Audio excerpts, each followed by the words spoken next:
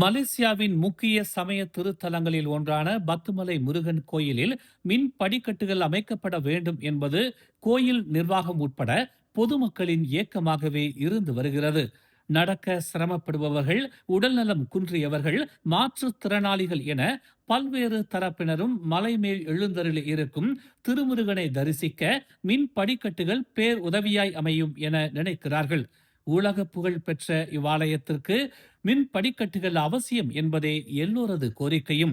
இந்த நிலையில் அதற்கான நேரம் கைகூடி வந்த நிலையில் தற்போது மின் படிக்கட்டுகள் அமைப்பதற்கான விண்ணப்பத்தை ஸ்லாங்கூர் அரசு நிராகரித்திருப்பதாக ஸ்லாங்கூர் மாநில ஆட்சிக்குழு உறுப்பினர் பப்பா ராயுடு வீரமான் அதிரடியாக அறிவித்துள்ளது தற்போது பெரும் சலசலப்பை ஏற்படுத்தியுள்ளது. கடந்த 2019ஆம் ஆண்டு முதலே பத்துமலையில் மின் படிக்கட்டுகள் அமைக்கப்பட வேண்டும் என கோயில் நிர்வாகம் முயற்சிகள் எடுத்து வந்த நிலையில் அதற்கான விண்ணப்பத்தை ஸ்லாங்கூர் அரசாங்கத்திடம் வழங்கினாலும் அந்த விண்ணப்பத்தில் எங்கேயும் கோயில் நிர்வாகம் இடம்பெறாமல் தனிநபர் பெயர் மட்டுமே இருந்ததால் அந்த விண்ணப்பம் நிராகரிக்கப்பட்டதாக பப்பா ராயுடு தெரிவித்துள்ளார். கோயில் பொதுமக்கள் சொத்தாக இருக்க வேண்டும். அந்த மின் படிக்கட்டுகள் அமைக்க மாநில அரசும் மத்திய அரசும் நிதி வழங்குவதாக உத்தரவாதம் அளித்துள்ளது. அது மட்டுமல்லாமல் பொதுமக்களிடமிருந்து நிதி வசூலிக்கப்படும் எனவும் தெரிவிக்கப்பட்டது. ஆனால் அதை தனிநபர் சொந்தம் கொண்டாடுவதை அரசு ஏற்காது என்று பப்பா ராயுடு கூறினார். நிலம் வழங்குவதில் அரசுக்கு எந்த ஒரு சிக்கலும் இல்லை என்று குறிப்பிட்ட அவர், ஸ்லாங்கூர் அரசு வாக்குறுதி அளித்தபடி பத்துமலையில் மின் படிக்கட்டுகள் அமைப்பதற்கான நிலத்தை வழங்குவதற்கு தயாராகவே உள்ளது. ஆனால் முறையாக பதிவு செய்யப்பட்ட இயக்கத்தின் மூலமாகவோ ஒருங்கிணைந்த கூட்டமைப்பின் மூலமாகவோ மட்டுமே நிலத்தை கோருவதற்கான விண்ணப்பம் செய்யப்பட வேண்டும் என்று அவர் விளக்கம் அளித்துள்ளார். இந்நிலையில் பப்பா ராயுடுவின் இந்த குற்றச்சாட்டை பத்துமலை கோயிலின் அறங்காவலர் டத்தோ சிவகுமார் நடராஜா மறுத்துள்ளார்.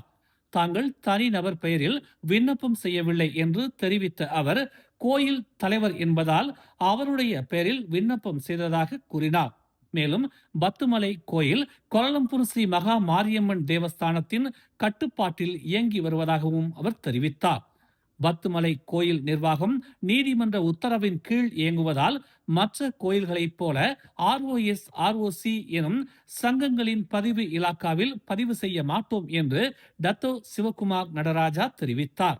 மேலும் கோயிலின் பேரில்தான் தங்களின் விண்ணப்பம் இருந்ததாகவும் மாநில நில விவகாரத்துறையில் பதிவு செய்யும் போது அதில் நீதிமன்ற பதிவு எண்களை ஏற்றுக்கொள்ள முடியாது என்று தெரிவிக்கப்பட்டதால் தான் தலைவரின் பெயரை இணைத்ததாகவும் டத்தோ சிவகுமார் நடராஜா கூறினார். பப்பா ராயுடு தெரிவிக்கையில், தனி ஒரு நபரின் பெயரில் நிலம் இருந்தால் மின் படிக்கட்டுக்கான கட்டணம் குறிப்பிட்ட தனிநபர் விருப்பத்திற்கு ஏற்பத்தான் வசூலிக்கப்படும். எனவே இது பொது சொத்தாக இருக்க வேண்டும். தனிநபர் உரிமையில் இருந்தால் தனிநபர் விருப்பத்திற்கு ஏற்ப முடிவுகள் எடுக்கப்படும் என்று கூறினார். ஸ்லாங்கூரில் உள்ள நிலத்தை கோர அரசு சாரா இயக்கங்களுக்கு முழு உரிமையும் உள்ளது. அப்படியாக விண்ணப்பிக்கப்படும் கோரிக்கைகள் முழுமையாக மக்கள் நலப்பணிக்காக பயன்படுத்தப்பட வேண்டும் என்று பப்பா ராயுடு கூறினார். ஆனால் தனிநபர் பெயரில் செய்யப்பட்டிருக்கும் விண்ணப்பத்தால் பின் விளைவுகள் தனிநபர் எடுக்கும் முடிவுக்கு கட்டுப்பட்டே இருக்கும் என்பதால் ஸ்லாங்கூர் அரசு பத்துமலை கோயில் நில கோரிக்கையை நிராகரித்ததாக அவர் கூறினார். ஸ்லாங்கூர் மாநில அரசு இதை தெளிவாக கோயில் நிர்வாகத்திடம் தெரிவித்துவிட்டது. கடந்த ஆண்டே பத்துமலை கோயிலுக்கு ஸ்லாங்கூர் அரசு நிலத்தை வழங்கி இருக்கும். ஆனால் அவர்கள் தனிநபர் பெயரில் விண்ணப்பம் செய்ததால் இந்த தாமதம் ஏற்பட்டதாக அவர் கூறினார். பப்பா ராயுடுவின் இந்த விளக்கத்திற்கு பதிலளித்த டத்தோ சிவகுமார் நடராஜா, பதிவு இலாக்காவின் கீழ் பதிவு செய்ய முடியாது. நாங்கள் நீதிமன்றத்தின் கட்டுப்பாட்டிலேயே இருக்கிறோம்.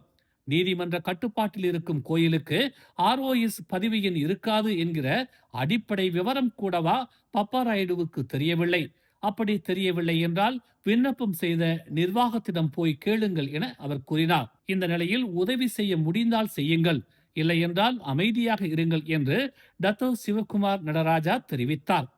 உதவி செய்ய முடியவில்லை என்றாலும் பரவாயில்லை, ஆனால் தனிநபருக்கு உரிமம் வழங்குவது போல நாங்கள் விண்ணப்பம் செய்தோம் என இந்த பிரச்சனையை திசை திருப்ப வேண்டாம் என்று பப்பா ராயுடுவுக்கு டத்தோ சிவகுமார் நடராஜா நினைவூட்டினார்.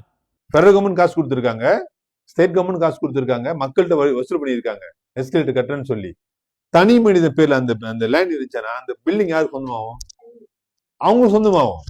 நாளைக்கு அவங்க வந்து ஒரு 50லயோ இல்ல 10லயோ இல்ல 1 வாங்கினாலும் நமக்கு யாரும் நிப்பாட்ட முடியாது. ஏன்னா அந்த உடைமை வந்து அந்த மனிதனுக்கு போய் சேரும். ஆனா பிரசாத்தோன்னு அப்படி வராது. பிரசாத்தான வந்து எலெக்ஷன் வரும். அது வந்து டெமோக்ரஸி சிஸ்டம். ஏன்னா ஒரு வருவாரு போவாங்க. அது வந்து யாருமே வந்து போறவே அவங்க தான் இருக்க முடியும்னு சொல்ல முடியாது. பிரசாத்தனன்றது வந்து ஆர்ஓஎஸ்கில போயிடும். அது வந்து அந்த மாதிரி தான் நம்ம கேட்டோம். போன வருஷமே சொல்லிட்டோம். அது வந்து தனி மனிதன் பேர்ல அப்ரூவல் கிடைக்காது, தயவு செஞ்சு பிரசாதம் பேர்ல போடுங்கன்னு சொல்லி நம்ம சொல்லிட்டோம். ஆனா நம்மளுக்கு ஒன்றும் பதில் வரல. மேலும் செய்திகளை தெரிந்து கொள்ள தமிழ் மலர் இணையதளம், தமிழ் மலர் செயலி மற்றும் மலர் டிவி யூடியூப் சேனலை வலம் வாருங்கள்.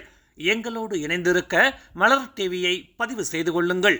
உறவுகள் மகிழ்ந்திட விருப்பம் மற்றும் பகிர்வு சேவையை சொடுக்கிடுங்கள்.